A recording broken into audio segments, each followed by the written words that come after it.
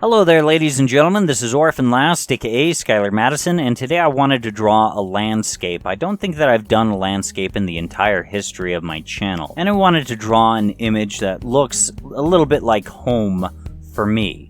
I live in Utah. It's possibly one of the most beautiful places in the entire world. In fact, people from all over the world come down here just to look at our scenery. And a few years ago, I went more towards the center of the state and saw Bryce Canyon and wanted to emulate some of the rock face configurations that you'd normally see out there. Bryce Canyon is known for its weird hoodoo-looking column structures. And at the right time of day, it actually truly looks like the stone glows. I don't know, something about how the yellows and the oranges and the rock faces interact with the setting sun and reflect the light. It's an amazing, awesome place, and it's definitely something to see. I also wanted to draw a picture set in the same sort of universe as the picture that I drew last week, where it was more inspired by something like Star Wars and Stargate, some sort of composite of the two. Something about it has kind of stuck with me, and so I guess I've been doing a bit of world building as I dream up crap while I'm at work every day and just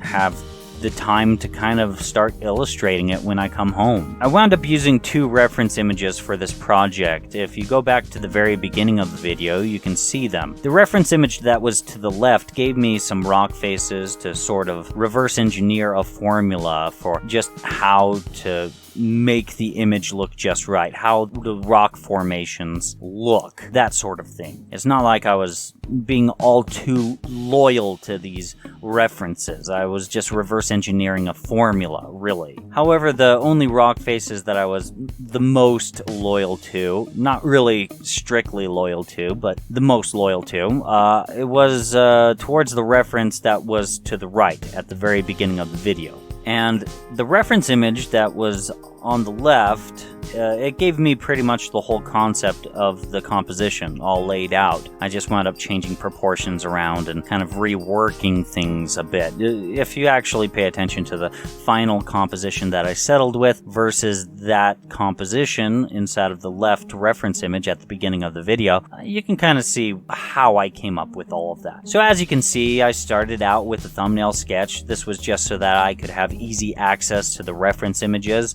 and ultimately a thumbnail is a rough blueprint of the composition. It's where I brainstormed the major elements to the scene, thinking about possible storytelling elements like a pyramid that's shooting some sort of light up into the sky, and the main character viewing it all with his electro blade activated and ready for combat. That sort of thing. And when I was finished with the thumbnail sketch, I resized it to the size of the full canvas.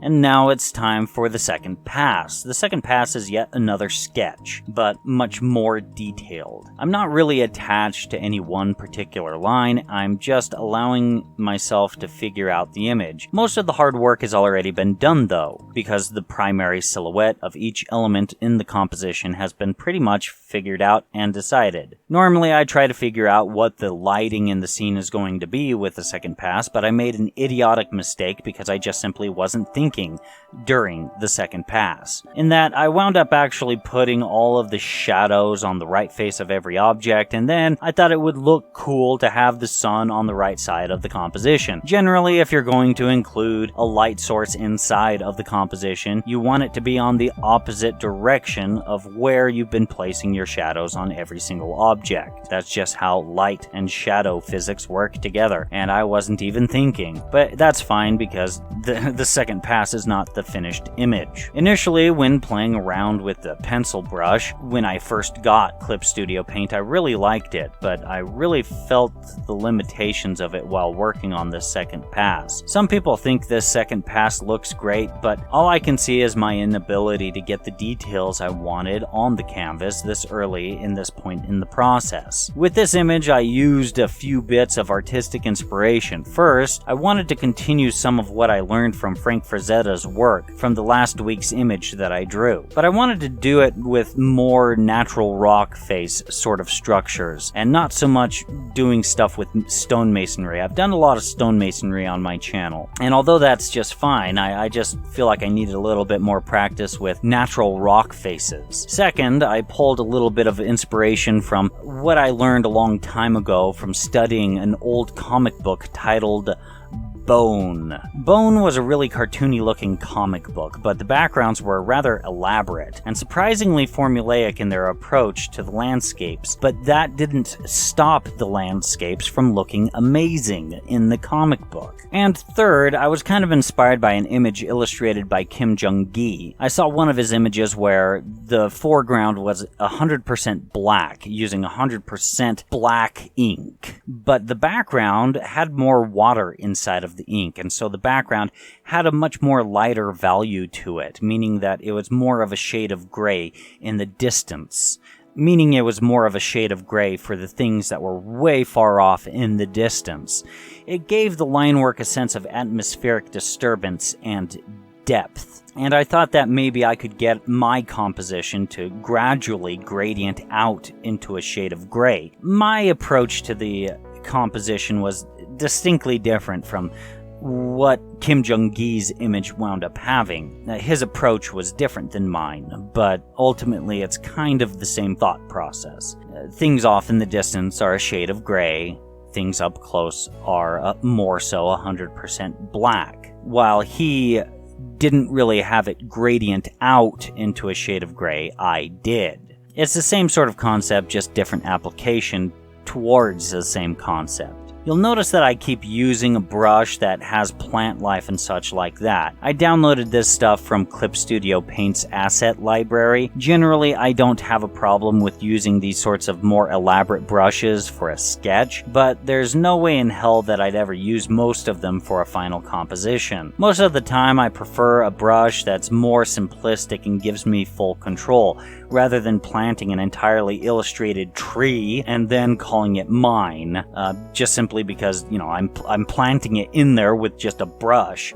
It's not at that point, it's not really my image. And so, although I'm willing to use something like that for a sketch so that I can modify it with the ink work, I'm not really willing to take it all the way to the final image, especially when the brush is just that elaborate. So basically, I'm just willing to have it in there in the composition as something to work off of, but if it's a brush that lays down leaves, stars, or something along those lines, that's something that can speed things up for me and keep me from just working on something that just takes forever and is super tedious and such like that, and doesn't really contribute that much to the composition itself. And I'm willing to make good use of something like that and leaving something basic, just generally like that, in the final composition. But even if I decided to use all of these inside of a final composition, I do have permission to use them even commercially. That's part of the terms and conditions to the asset library with Clip Studio Paint. But even still, with the really elaborate brushes, I personally shy away from trying to make a finished composition with those sorts of things. While working with the tree canopy on the second pass, I realized just how much work would be involved.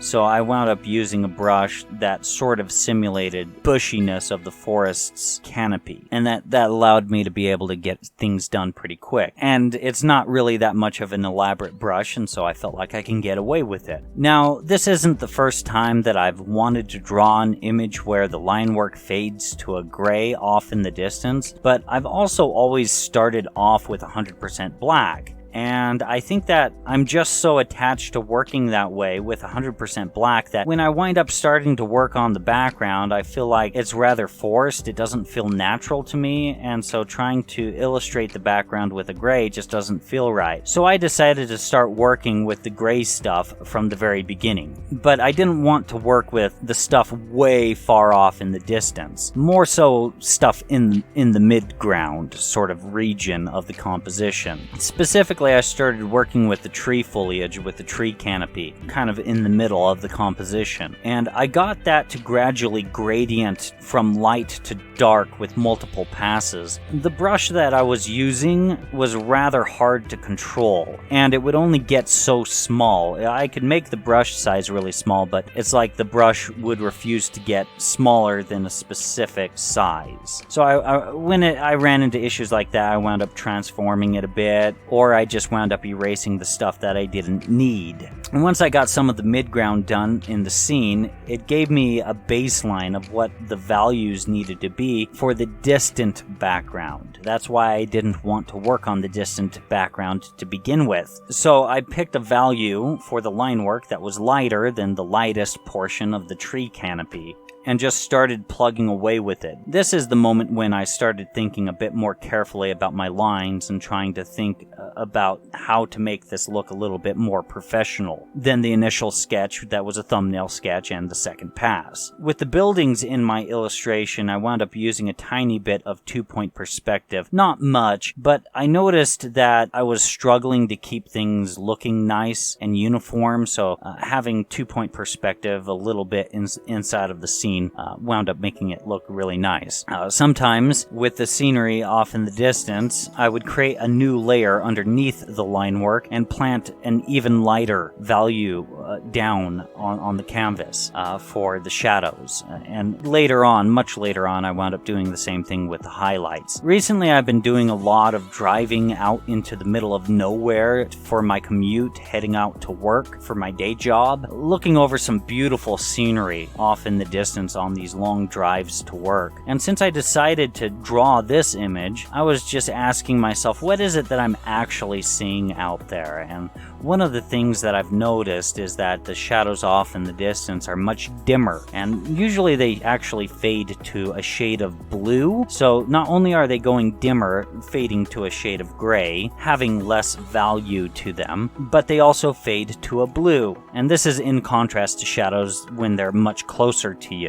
Shadows, when they're much closer to you, they have a lot more saturation. They don't fade to a blue at all, and they tend to be a bit darker. I didn't want to do too much cross-hatching for things way off in the distance, primarily because I wanted to do the atmospheric disturbance thing, and putting in a lot of cross-hatching seems like it would be just too much nuance out there. It's not like you can see every leaf on a tree when it's something like 400 plus meters off in the distance, as an example. So cross-hatching to me felt like it would imply that there's detail that you wouldn't normally be able to see way out there in the distance. For the pyramid, I used a quick layer for the reference lines that I needed in order to create the perfect pyramid off in the distance. I used red and blue lines specifically in order for me to do this sort of thing. But really, I kept things super simple with this image when it comes to perspective.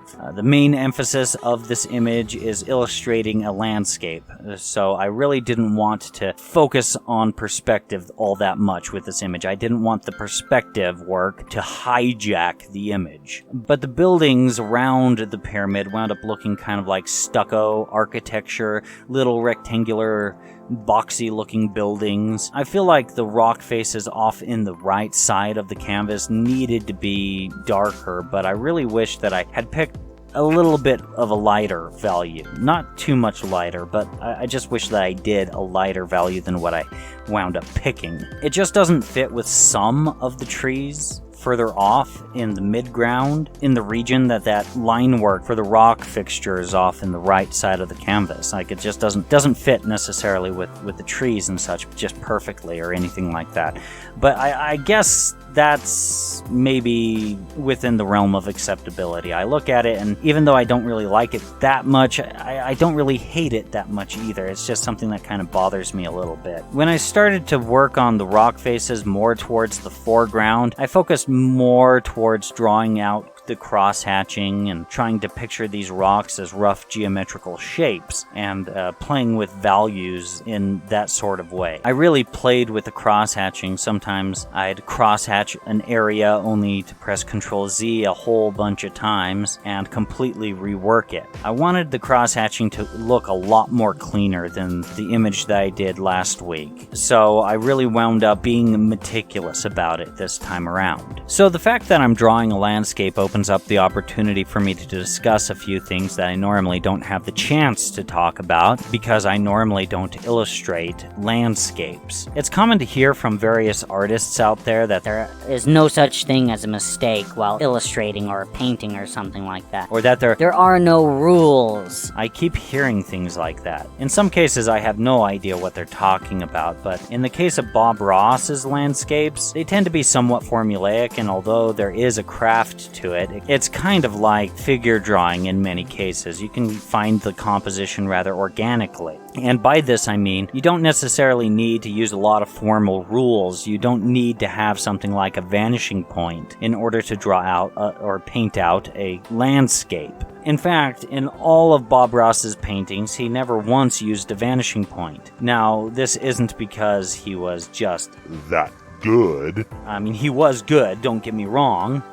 It was because people usually don't need vanishing points unless you have something like 2 or more buildings in the composition. And although Bob Ross would sometimes put a little cabin or a shack in the composition, he wouldn't really put enough in there in order to need to use a vanishing point. As far as putting people inside of his paintings, he only painted a few people in a handful of his paintings, and most of them were pretty far off in the distance, and most of them were looking away from the imaginary camera, pretend took the photo of the composition. This basically allowed him to be rather impressionistic in terms of how he'd paint the people in the scene, and if he had to paint an actual person up close and personal, like a full-bodied person or a life drawing or something like a life painting or something like that, I think Bob Ross would have struggled. He specialized in landscapes, not in really much of anything else.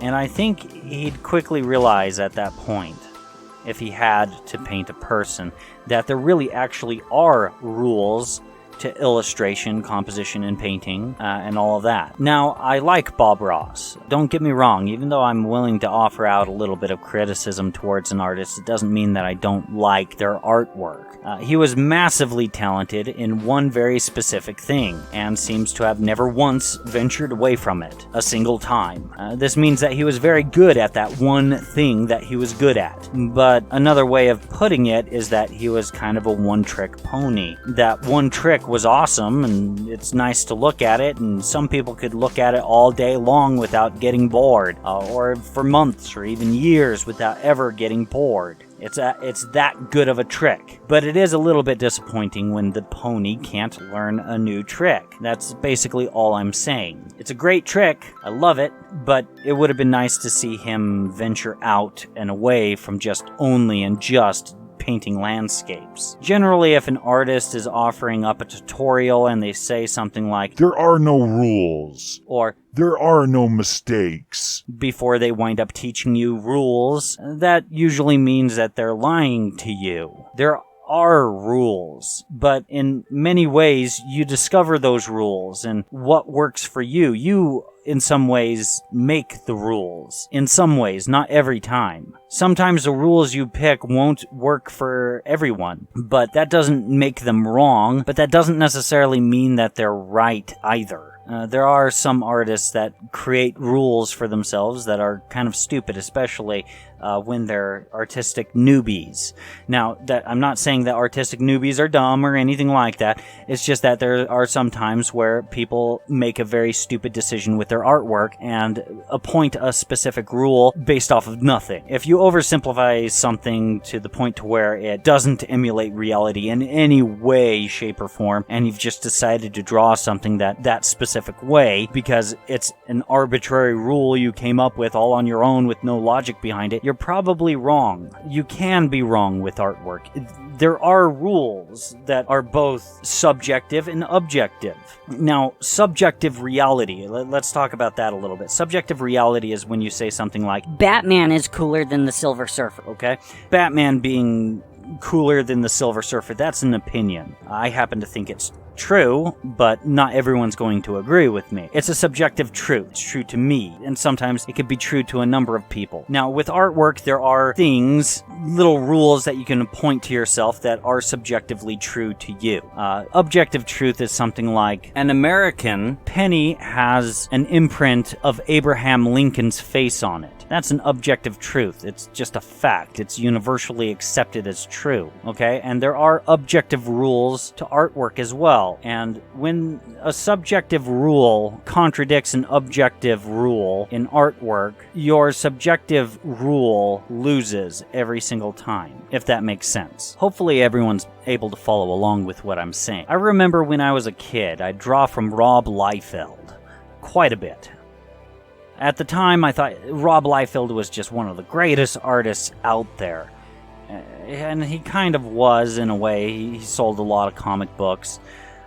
These days, I kind of facepalm at quite a bit of his artwork and a lot of the artwork that I wound up drawing from. And there were a few of his images where I noticed that I drew noses in a specific way.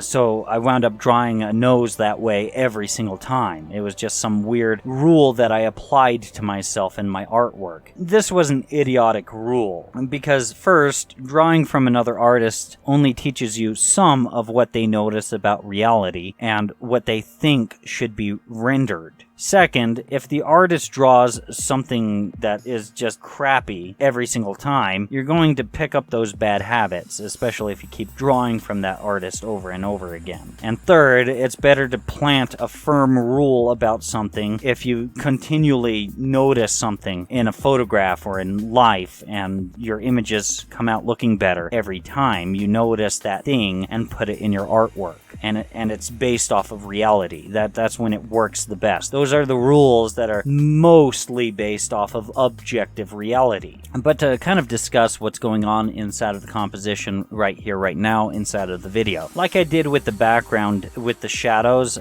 sometimes I would create a layer and put it underneath my line work and have a bit of a darker value there, just mainly because sandstone tends to have strata, and sometimes different colored soil makes up the entire composition of the rock face. So different soils are there, so different values, different colors are composing the rock face. And so I planted that into the scene with some darker values here and there, making it look like a little dark streak here or there, or a much more darker area or region of the rock face is kind of balanced out. Then I wound up making a layer for the shadows, and then another eventually for the highlights, but that came a little bit later for the highlights. I then planted a gradient for the sky, a lighter value towards the horizon and a darker value higher up on the canvas, again with the sky. As I kept progressing further along, I kept noticing the rock faces that are more in the foreground really needed highlight, and that's when I touched up more shadows and highlights, even reconsidered a few decisions that I made along the way here and there. I even added highlights to the distant background and felt like it was missing something, and these highlights once again are dimmer than they are for the stuff in the foreground. It's at this point where I started to really feel like this was coming out like a grayscale painting, actually. And ultimately, if that's what this image winds up being for the coloring book, I guess that's just what it's going to be. So I guess those working digitally would benefit with coloring this image more than other people that would wind up coloring it with physical materials. This is when I really started to focus on the main character in the scene. I reworked the construction of him a little bit, and even after I started to ink him, just a bit at least, I decided his proportions were still looking a little bit off, so I wound up transforming the sketch's proportions a bit, and then transformed the ink work that I did to fit the changes that I made to the sketch. I added other details like a gun holstered to his hip, and I thought maybe a thick sort of skin-tight tunic would be kind of cool, and I didn't want a lightsaber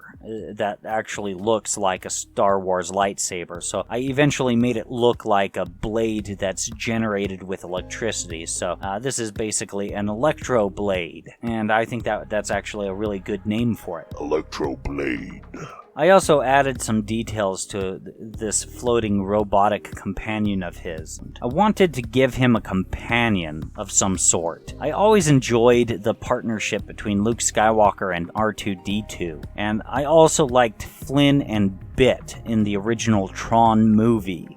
It was brief, but it was kind of cool. And so I decided that a floating cybernetic orb of some kind would be interesting to have as the main protagonist's companion. And then I really thought hard about how the crosshatching to the main character should be. I had a number of false starts, and even after I felt like I was starting to get things down pat, sometimes I'd just crosshatch an area only to just start all over with that area and take a completely different approach to it. I guess I'm still not very good at crosshatching. I feel like I really need to work on it.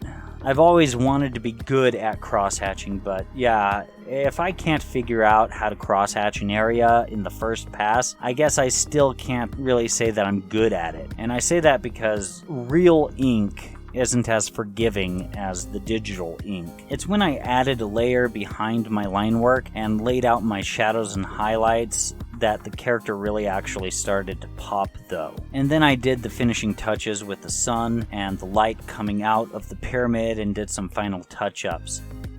And here the final image is on the screen. I think it came out looking really sharp. In fact, I think this is one of my better ones. I think it's awesome. I think the lighter values off in the distance really sells you on the idea that you're looking at something at a vast distance away from you. I'm not really quite sure what this story is about. Maybe the pyramid is a communication relay or something, and maybe the main character is off on a mission to destroy it or something like that. I don't really know, but it does kind of tease the imagination a little bit and give you a bunch of ideas in your head. And sometimes that's just the best kind of story, just something that kind of gets you to think.